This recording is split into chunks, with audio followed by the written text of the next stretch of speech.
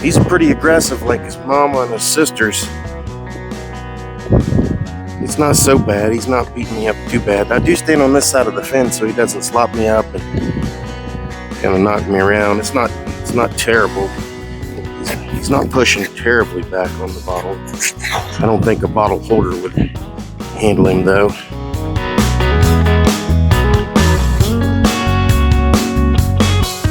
Good morning, everybody. It's a beautiful day so far. Not super hot. It wasn't super hot yesterday. I was out in it a good bit. It wasn't super hot yesterday. We got a nice breeze. The sun is coming out. We had rain overnight, of course, but we're not going to complain too much about that. The grass is flourishing. This is a great, so far, grazing year. And with the ground we've had available to us, we've been able to keep the cows on good fresh grass. We'll take a look at them in a little bit. We got to feed baby cat, take care of all the chickens and the pigs, keep this train moving. I have to look and see how old you are, baby cat. I can't remember. But he's coming on pretty nice. Still keeping him over here because I don't think he would know how to behave with the other cows. He hasn't been trained to electric fence yet. He'd see us and come running, and that wouldn't be any good. But it doesn't take too long for him to suck that quart down. He might need a little bit more. We're going to discuss Psalm 37 verses 3 through 5 today as we go around. Trust in the Lord and do good. Dwell in the land and befriend faithfulness. Delight yourself in the Lord, and he will give you the desires of your heart. Commit your way to the Lord. Trust in him, and he will act. I think God has mostly blessed me with a mind that doesn't worry too much. I think he's given me the ability to understand that some things are beyond my control. But there is this temptation when we're struggling, and that's when I catch myself. When yesterday I was building some fence to move the cows into, and it was hot and I was exhausted. I'd walked like 7 miles through heavy brush and just trying to get things established, and my body was starting to wear on me. I have payments that need to be made. I have other pressing issues that are against me. And yet all of those things seem to be out of my control. So I can't find myself worrying about them. But there are plenty of worries. As much as this homesteading or farming life wants to ground us and make us humble and just kind of be at peace with God out here in his creation, there are so many temptations to worry over if the crops are going to grow. We haven't got a garden in. If the animals are going to perform, are they going to get sick, or what are you going to, there's so many what are you going to do? So that's the temptation that resides within me, and I predict probably resides in a lot of other people as well. Did finally get the chickens outside. I do need to get them a nest box in here. I was pretty busy yesterday, so I'm hoping today I can get a nest box, a couple crates or something for them to be trained to lay their eggs in. And we did pick up a couple of roosters from the neighbor. They should have been out a month or so ago, but time just didn't allow it. But now they're out, and we have this little pen that we move them in, and we could put a lecture net outside of here, but usually just keeps them safe from predators and the environment by just letting them in there. And I just get a couple helpers and we just move it like once a week or as it's needed. We'll just see how the grass does. You can see they've mashed that grass. This is what they were going into, this tall grass. See if you can get a profile of it there, get it better. And they've mashed it down and searched for bugs, and we might let them scratch it up a bit before they move on. The psalmist says, trust in the Lord and do good. It doesn't say trust in the Lord and sit on the porch and wait for a miracle. It's an active thing, something that we participate in. Through our hard work, we're out there, we're making amendments to the soil, we're rotating chickens, we're providing nutrients to the soil by rotating our cow pastures. All of the things that we're doing, all the hard work that we're doing is an active thing. We're doing good. In this particular lifestyle, we're doing good by being active participants in God's creation. And then that's a testimony. That's a testimony to our faith, that we trust in him. We trust that he's provided us with everything that we need, with the methods and procedures that we need to grow good food, to supply for our families. This is an active participation. Do you find yourself trusting in God while you're out in the field? Are you talking to God? Are you praying to God through all these trials and tribulations, all the things that we come up against? It's a trust that is developed and put into practice. Trust in the Lord and do good. It's not that I trust in you, God, I'm just going to sit here and wait. I trust in you, God, and you can just handle everything. We're active participants in this. Trust in the Lord and do good. Of course, you saw they got the watermelon rinds and the cantaloupe that we felt we just let go a little too far. So the chickens will have a good time with that. They'll have a good, nutritious, fruity, juicy snack that they'll enjoy. And as I said, they got this little particular spot well, they haven't even been in here 24 hours yet, but it's nice and clean right now. And it's tall grass. That's not the worst thing that could happen. But ideally, we would have a nest box out here for them. So we'll see. We'll see how that develops today. How's it going, Turks? You having a good time in there, Turks? See, I built this brooder. Well, this really wasn't a brooder. This was a feed storage system. We just put the feed in there to keep the rats out of it. It was a little more difficult, especially with Dottie running around. So I'm going to cut that in half to make it more like this one over here, where the chickens are brooding in and they're ready to come out of there. They're probably borderline ready to come out, but certainly they need divided out into different brooders. But you can see that it's practically half the size. I think I can cut that one in half and have 2 brooders and have a total of 3 brooders. And then when we have chicken batches and turkey batches, we can get everybody separated. There are a few things that I probably won't be able to convey on camera. I'm not sure if you can see the rise in the ground right there, but this is that sacrifice pen that we've used for a couple of years, and there's been a significant amount of hay fed. This soil is 10 inches higher than the surrounding ground. We built this up 10 inches compared to what it used to be, and it's still a little bare, but you can see that I've planted some things in there, and we did run the chickens, and I'm not sure that I can get this to show on camera, maybe if I had a drone, but there's a line right here. The chickens were off to the right, and that nitrogen rich soil right there is much greener than the surrounding parts. So that's, if I raise chickens solely for the purpose of fertilizing, it would be worthwhile. And you can see that they're just going to continue moving through all these bale grazing spots that then they're ready to be fed. They're going to start coming through the fence. But that nitrogen just infuses into the soil right there. That grass just shot up when we moved the chickens away. Of course, we've had plenty of rain, but it is much, much greener here than it is in the surrounding areas. And instead of using a chemical fertilizer, there's a farm nearby that has piles and piles of chemical fertilizer. And it's just befuddling to me that people can't see that they're just pouring that into their bodies.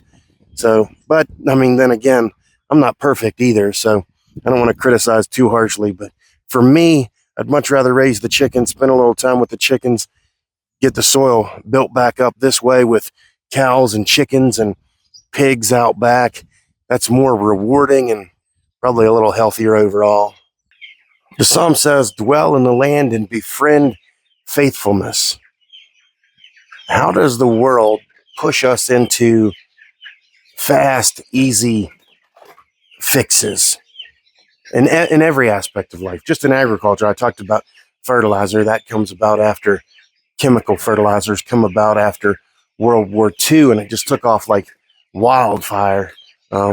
Everybody and their brother was doing it, and we just made the land drug addicts. It just needs more and more to produce in the manner that it did. But God did design a method God did design a pathway for us to do this. It's not quick and easy, but it is very, very effective. I've had two people comment to me recently about the work that it takes to either farm or farm in regenerative agriculture. Someone thought it would be too much work to farm overall, and I realize it's not for everybody, but we work in so many other ways.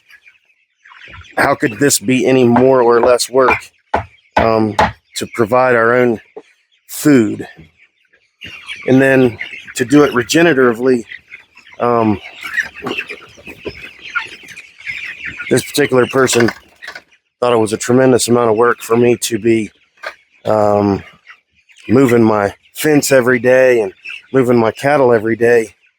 Meanwhile, they were taking tons of feed and the same amount of time to feed their cattle. So I guess it's a matter of how you've been trained and a matter of how you want to live. Don't we do this?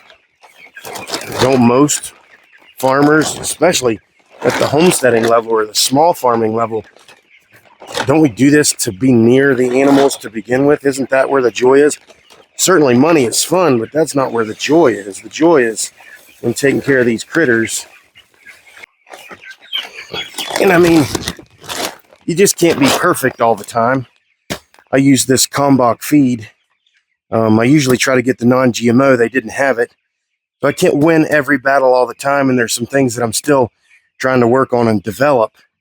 But our general overall method should be to do good, to not be destructive. And if we continue destructive practices, then we're just not going to leave anything behind. I did find a company that makes organic and non-GMO feeds, and possibly we'll start using some of that. But our birds have been very healthy on this Kalmbach feed. Very pleased with how they perform. So all the while I'm being critical of fertilizers and things like that, I try to get the best feed available, organic or non-GMO, and it's not always just readily available to me. So I've got to use what I can use and use the best methods that I can use. So I'm trying to win as many battles as I can to do good. I'm seeking to try to not take the shortcuts and trying to trust in God and follow his pathways.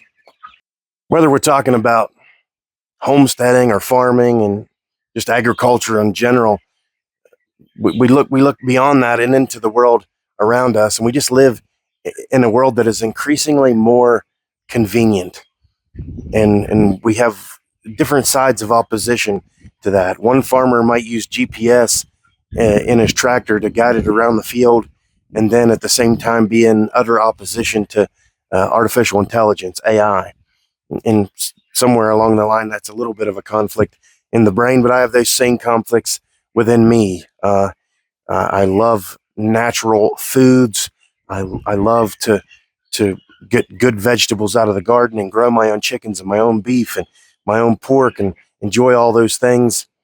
And yet sometimes we just don't have the time, or we don't take the time to practice these methods properly. It's convenient to go to the grocery store. It's convenient to go to the restaurant. It's convenient to do all these things. And to resist that convenience, it takes effort. Do good. Dwell in the land. Befriend faithfulness. Do good. All these instructions are before us, and we have to practice these things. So as much as I like all those things, I still drink a Pepsi, and I'll still stop at McDonald's, even though it doesn't agree with me that much anymore. It's convenient. I don't like government control, but I'm fascinated with AI, and I realize that's not government control, but it's still kind of that 1984 Big Brother feel about it. And that's going to continue to grow further and further. So we now, in 2025, have to teach those people that come after us, how to resist that convenience in the world and not be afraid to do the hard thing, not be afraid to walk somewhere instead of taking the electric bike, not being afraid to do the hard work of manual labor when there are probably going to be robots that are coming on to be able to do these things. This type of thinking is gonna take across the world that we're gonna need to pay attention to.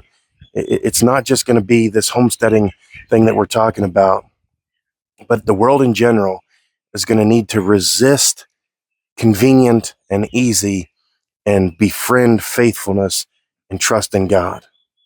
One of the tricky things about using that electronetting, they're respecting it right now, but when it's off and when they see me coming with the feed sack, they'll probably come running and try to push through it. That's one of the downsides.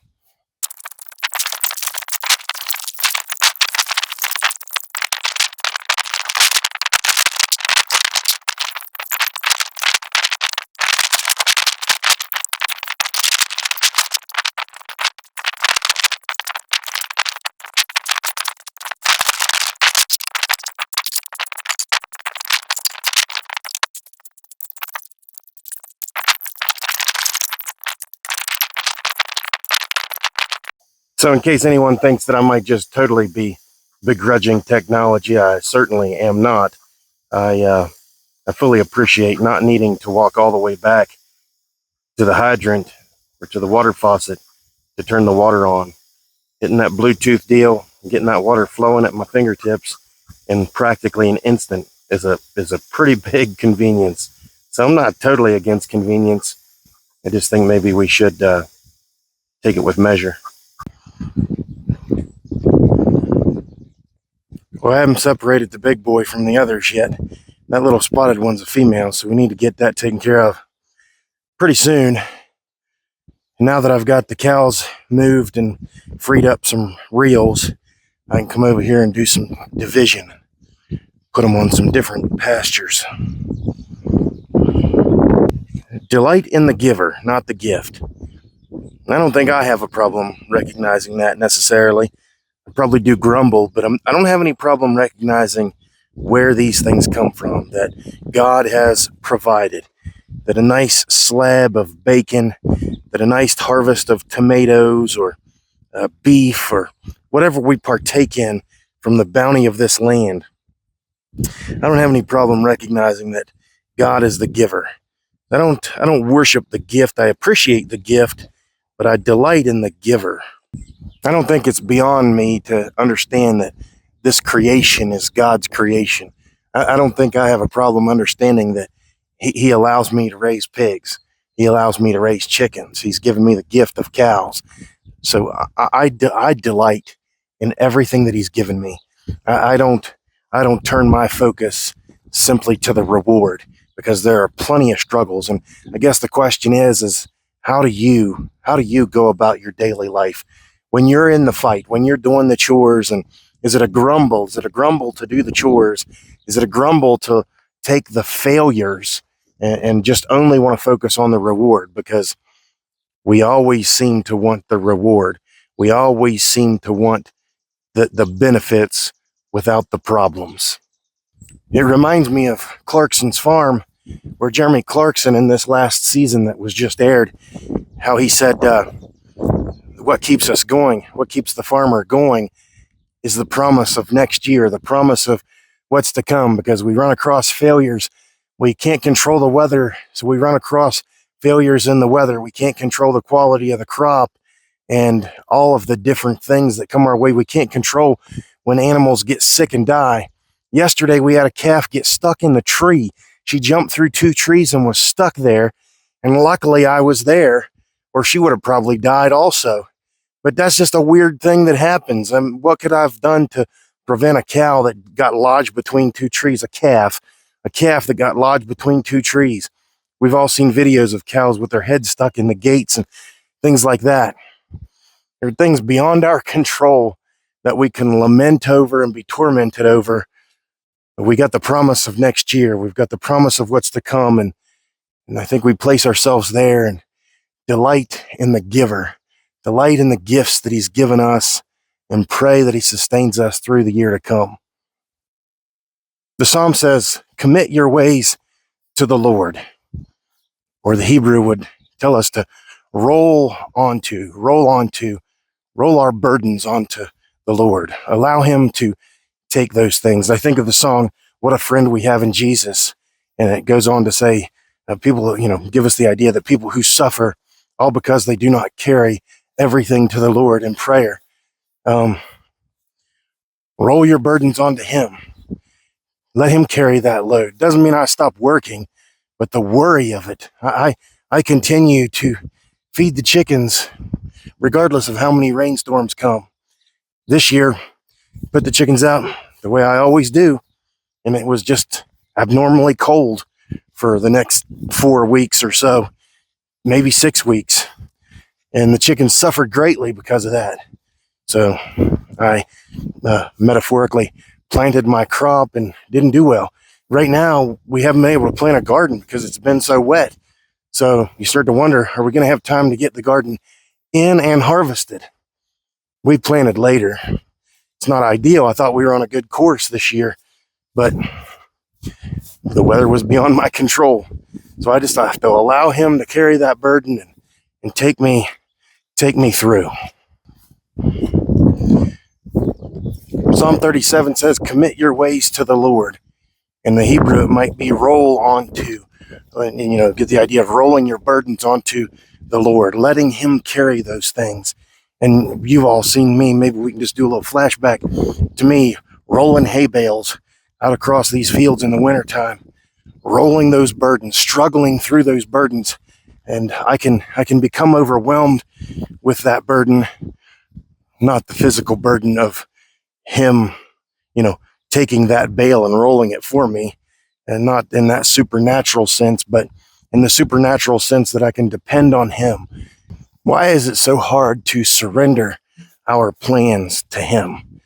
Plans for the farm and plans for life. Why is it hard to surrender those things to him?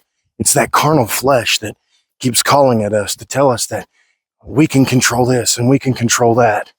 We'd be far better off to just surrender ourselves to him and allow him to lead us, to take us to where we belong. This is day 250 with Bell's palsy in the right side of my face. Gained some movement. Last few days, I'm a little droopy here in the corner. It was a little better than that, so I don't know if that's part of the healing process. The upper part of this part up here hasn't started moving yet, so my eyes sometimes, especially when I'm reading or preaching a sermon, it wants to be a little too closed. How do you hold on to hope in tough seasons? Now, I don't have Bell's palsy near as bad as some people do, and it comes and goes as far as my ability to speak properly and really concentrate on enunciating. It has affected the way I breathe, and my vision has been affected. That's minor. I've got far bigger personal issues that I'm dealing with, and we got all those farm issues that we're dealing with. But how do you hold on to hope in these tough seasons? The simple answer is to trust in him, and he will act. Trusting, dwelling, delighting, committing. Trust in him, and he will act. He will preserve me. Preserve me in this world. He'll certainly take care of me in this world, but more definitely for the next. He will help me. He will strengthen me, persevere in this world to proclaim his name before all the world, for all the things that I do. Remember, we're supposed to be active in this. We're supposed to do good, not just wait around, but to go out and actively pursue good. If we're frustrated with the way the world is and we just complain about it, we get on social media and make posts about how bad things are, and then we sit on our porch and wait for things to change. We're part of the problem. We got to get out there and do good. We got to tell the world about Jesus Christ. And we got to promote his goodness to the world. That's how you affect change. Hey, we had a little shot of rain here just a few minutes ago. It's just a wonderful day, just a beautiful day to enjoy God's creation. Let's just dwell in it and befriend faithfulness. Let's trust in Him and allow Him to act. Y'all have a great day. Love y'all.